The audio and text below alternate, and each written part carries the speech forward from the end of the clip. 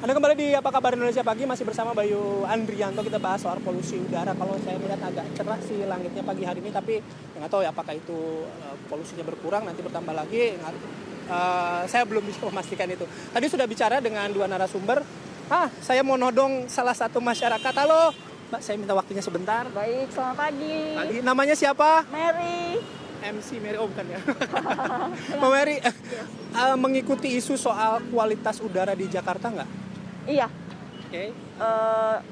Sepertinya belakangan ini polusi udara sudah semakin menebal ya. Oke. Karena banyaknya kendaraan dan transportasi umum yang belum begitu maksimal. Oke. Nah, biasanya Mbak Mary untuk melihat kondisi kualitas udara aksesnya dari mana? Dari aplikasi-aplikasi yang ada dan beritanya amat sangat up to date.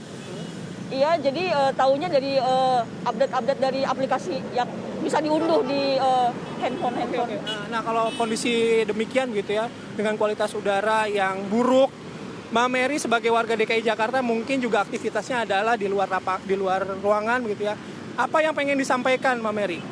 Lebih diperbanyak lagi ruang hijaunya, penghijauannya, dan untuk kendaraan-kendaraan mungkin itu sudah bagus, gage, tapi lebih banyak lagi untuk transportasi umum yang digunakan. Jadi kesadaran masyarakat untuk menggunakan transportasi umum sudah lebih sadar lagi. Oke. Terima kasih Mbak Mary waktunya, selamat beraktivitas kembali. Oke, itu tadi ya salah satu respon dari masyarakat ya, tetap mereka menggunakan aplikasi atau akses ke internet untuk mengetahui kondisi polusi udara. Oke, kita ngobrol lagi dengan narasumber. Sebelum ke Prof Agus, saya ke Bu.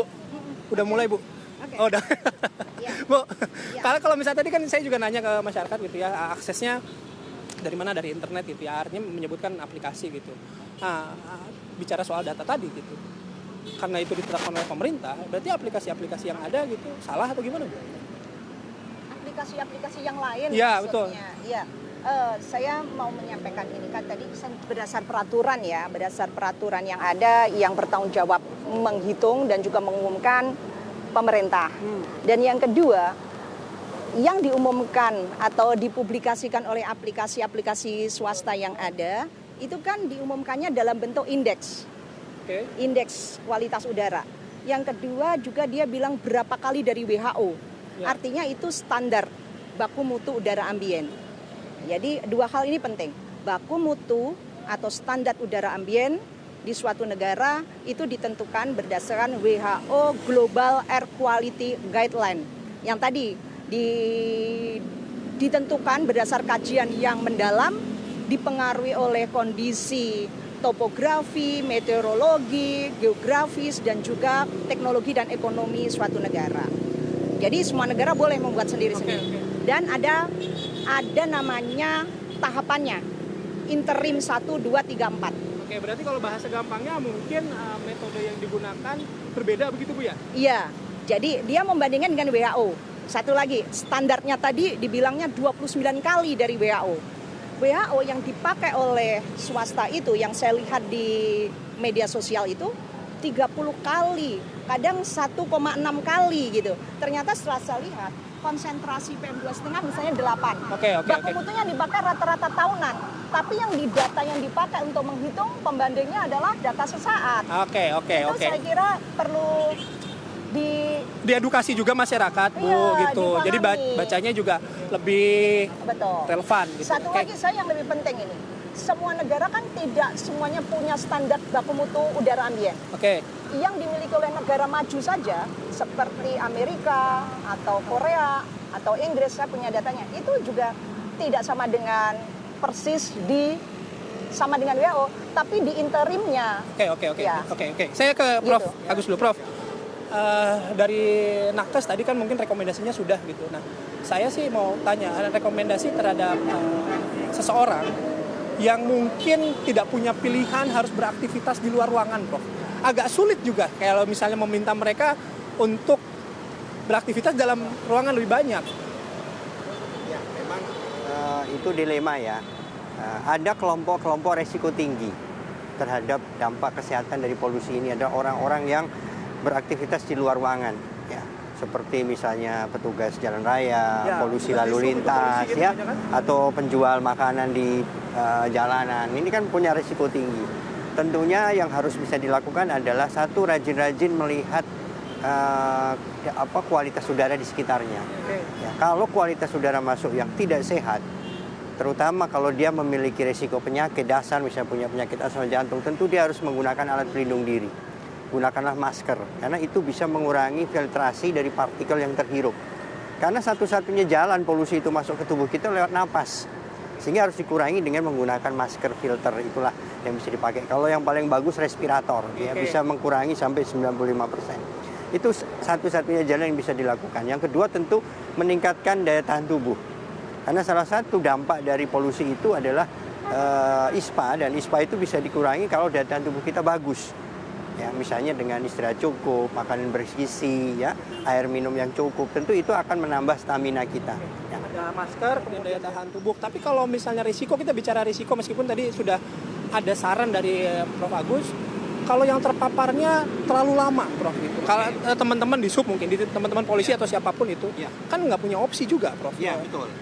Jadi memang dengan data riset yang ada, termasuk riset di kami, ya, pada petugas-petugas yang beraktivitas di luar ini itu mengalami gangguan fungsi paru, penurunan fungsi paru itu lebih cepat dibanding pada orang yang tidak terekspos polusi, karena dia tiap hari terkena.